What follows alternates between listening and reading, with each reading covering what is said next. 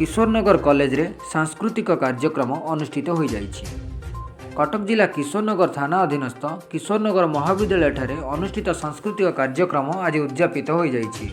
निर्धारित समय 11टा समय कॉलेज अध्यक्ष श्रीजुक्त अभय कुमार स्वाई अनुष्ठित सांस्कृतिक कार्यक्रम अंतिम दिवस को उद्घाटित करथिले।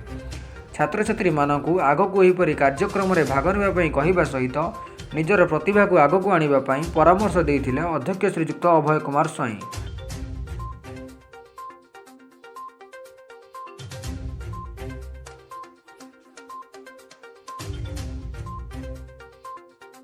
अनुष्ठित यह कार्यक्रम को संयोजना करथिले अध्यापक डॉक्टर अनादिचरण बराल, एसहित अध्यापिका डॉक्टर नंदिता शुक्ला, अध्यापक विनयभूषण महापात्र, अध्यापिका लिजालिन जेना, अध्यापिका श्रीमती प्रियंका कर और अध्यापक श्रीजुक्त अक्षय कुमार दास प्रमुख यह आयोजित कार्यक्रम में सहयोग करने सहित सांस्कृतिक कार्यक्रम में विचारक भूमिका नजर आसीथिले।